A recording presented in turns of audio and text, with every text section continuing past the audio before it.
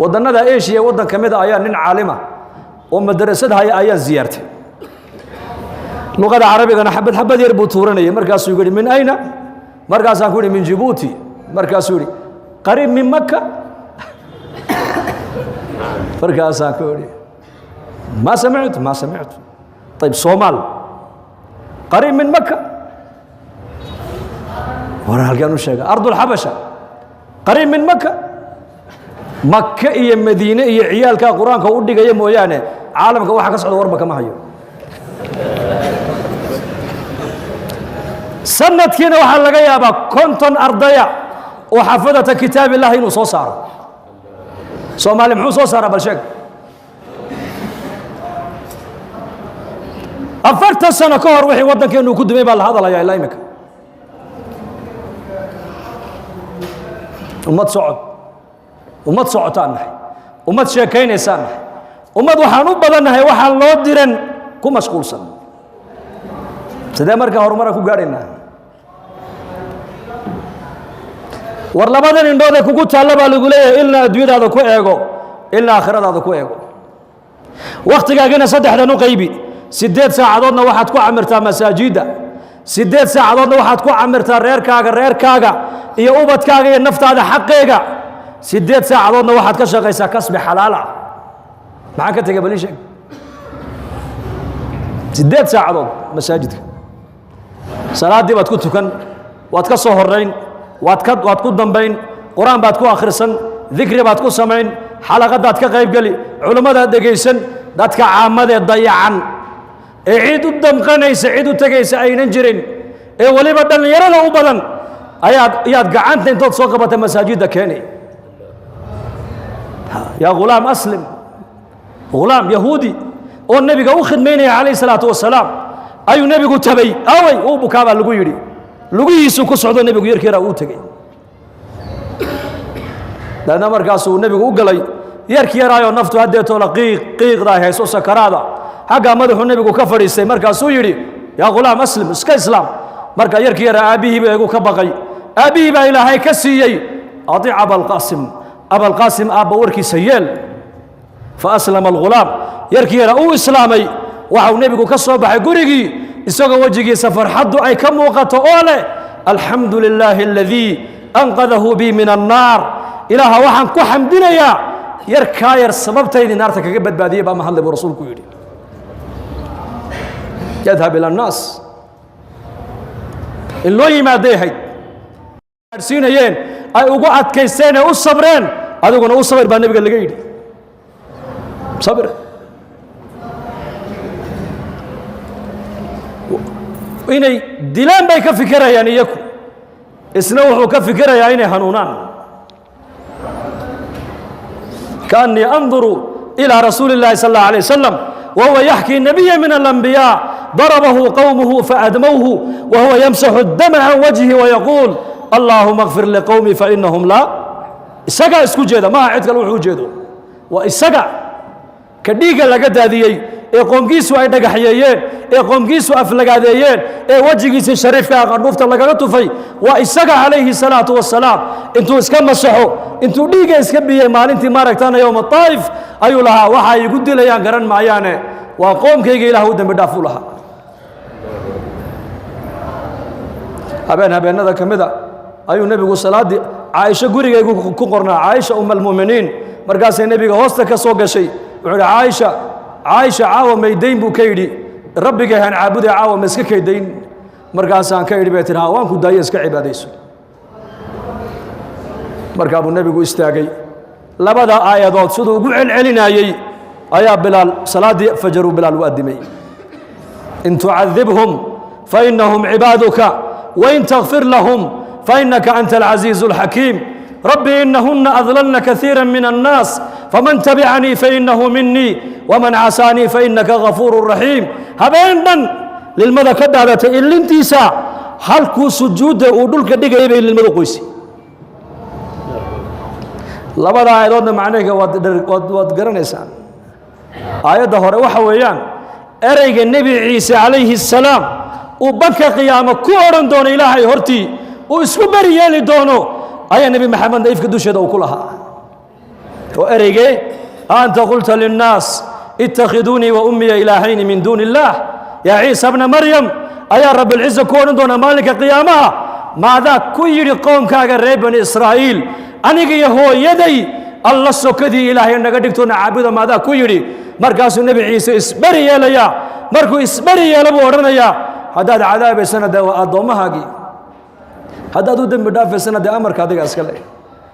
أريج النبي عيسى وبنك قيامة ورندونه أي نبي محمد يفقد الشيء كلها حتى نزل جبريل عليه السلام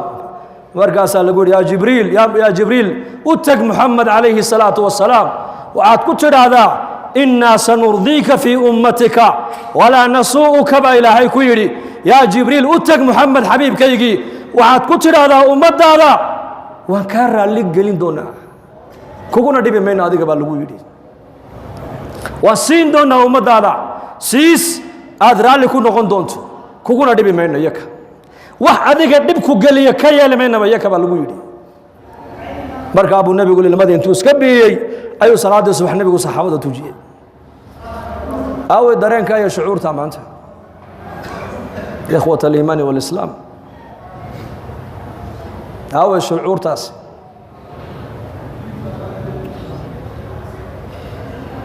cidna uma maqna umada walaalayaal inteena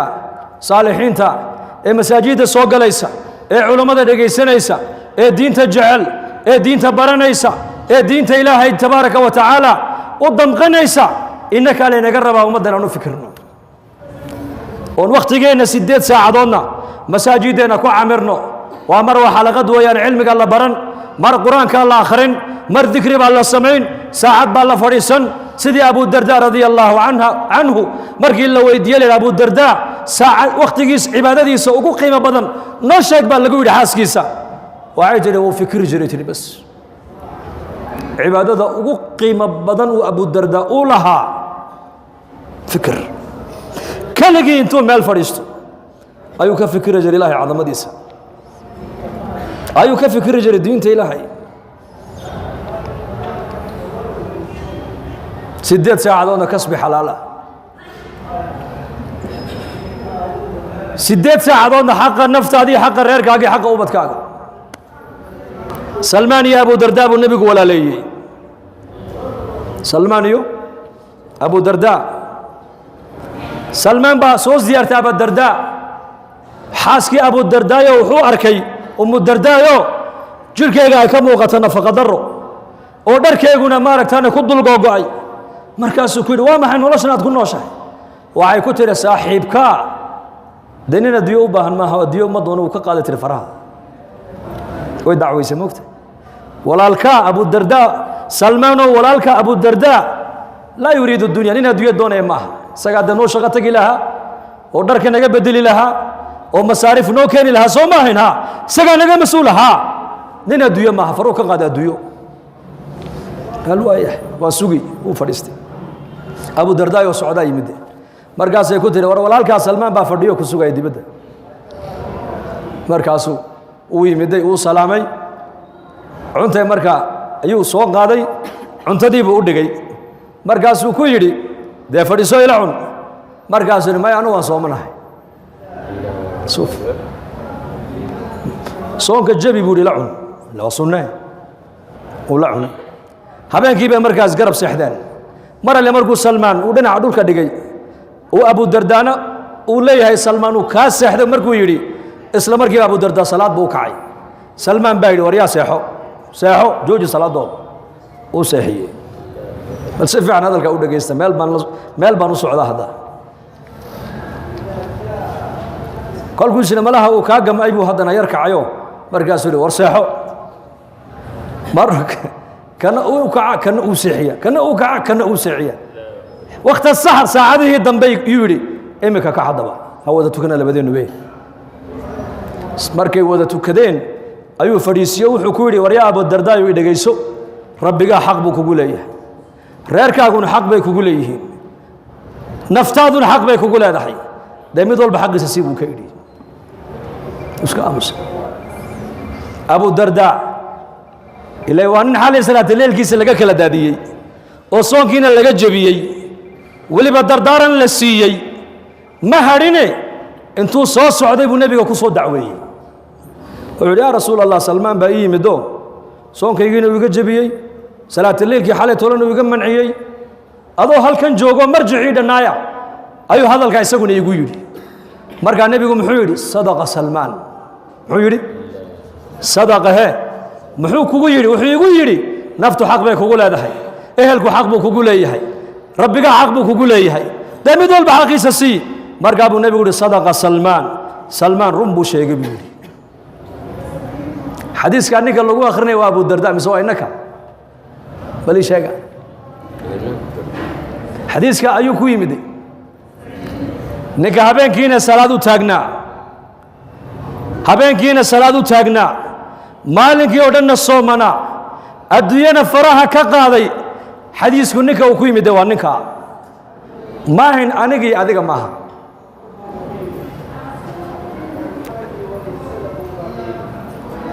daa'iman jamaacadda waa iska taqaanaanoo nin baa beri 40 cisho aan kaxaynay mid baa qabto xadiiskaasu ku akhriyey markaa buu yimid oo wuxuu yidhi sheekh xuseenow anuu inima raacaya buu yidhi hee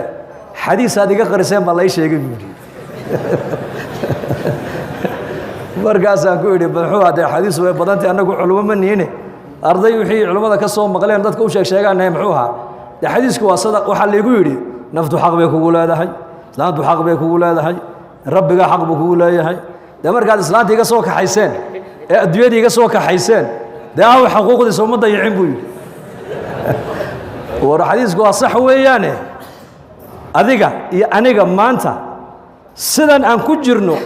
aakhiradeenni baa dulman maanta wakhtigeennii adduunyada u batay mise aakhirada bal iga jawaaba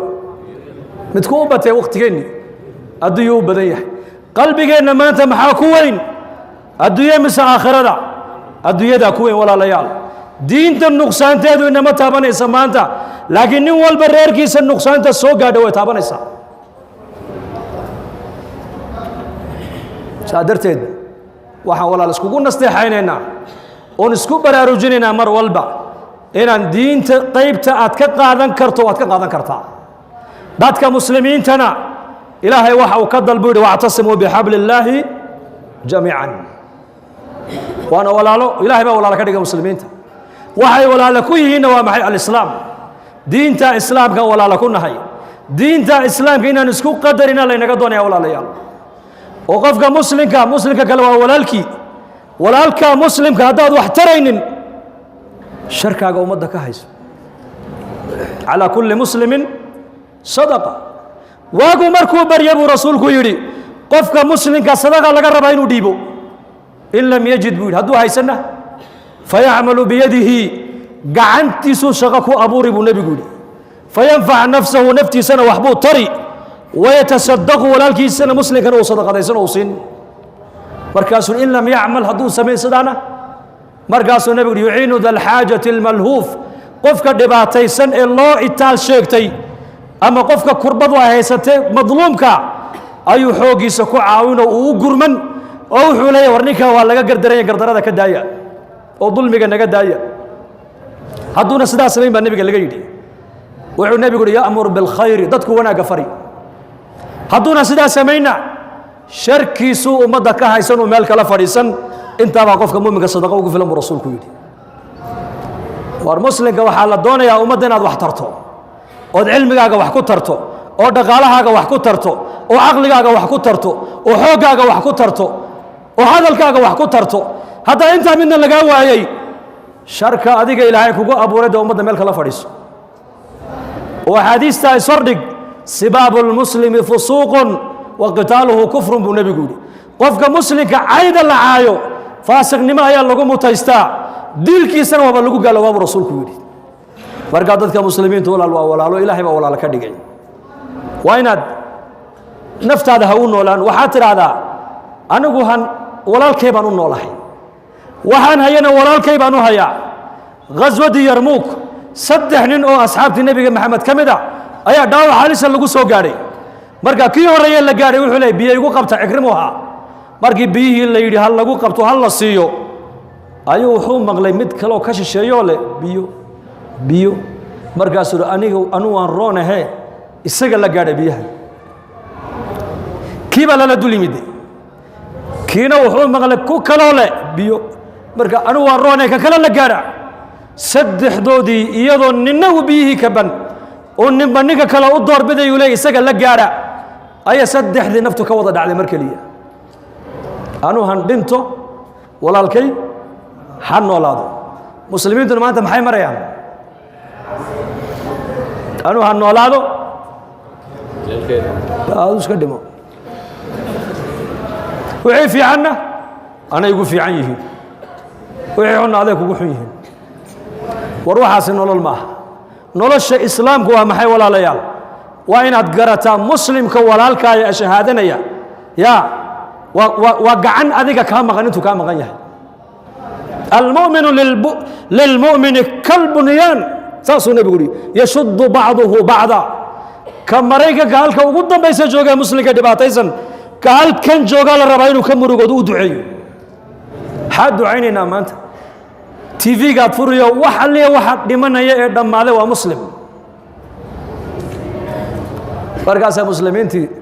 qaarkood jaad bay raabsanayaan jaad cunto wayandur wuxuu arkayaa muslimiintii oo baaba'day oo la baabi'iyey xataa inuu daawado maaha inuu murugoodo ahayd xaaladda muslimiinta waa in laga murugoodo dhibaatada muslimiinta haysata ninka aan ka murgin ka mid maha buu rasuulku xadiis ku yidhi haddaad ummadda wax ku tarayn ficilkaaga duca wax ku tar haddaad duca lagaa waayeyna sharkaaga ummadda ka hayso oo dadka muslimiinta waxaa la doonayaa inay muslimiintu isku damqadaan saas kugu duubnaadaan caamada iyo culummada inay isku xidhnaato dhallinyarada iyo odayadu inay isku xidhnaadaan oo dadka muslimiintu ay noqdaan inama almu'minuuna ikhwa ummad buu nebigu diyaariyey ummad ninka la odhan jiray qays ibnu mataatiya alkhasraji maskiidkii nebigeennu soo galay alayh slat slaam waa khasraji halkaa waxaa fadhida ansaar aws khasraj muhaajiriin xalaqad wuxuu dul tegay bilaal iyo salmaan iyo camaar ay fadhiyaan markaasuu yidhi kuwa haddeetoola maxaa looga baahan yahay buu yidhi kuwa ninku tolkii buu hele mucaad binu jabal baa ninkii halkaa qabtay war maxaa tidhi waan kaftamayna hadalkaana waan idhe markaasuu mucaad halkaa isagoo hayuu nebiga ninkii u geeyey sal lla alay slam markaasaa rasuulka wejigiisii bedilmay masaajidkuu soo galay mambarkuu fuulay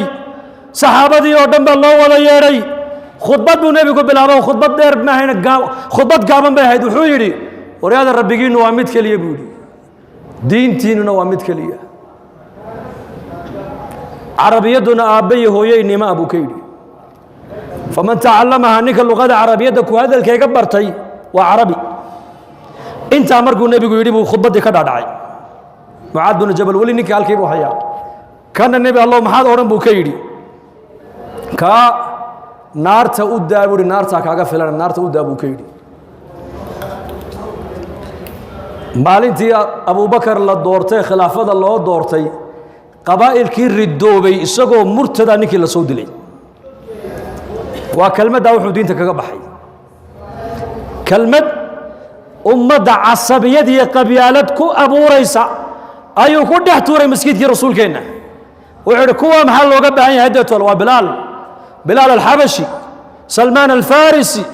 suhayb alruumi radia allahu canhum raggii diinta islaamka asaaska u ahaa ayuu ku leeyahay kuwa maxaa looga baahan yahay ninku tolkii buu helay haddeetoole kelmaddaa uu yidhi baa ilaahay ninka raxmaddii kala noqday mar labaad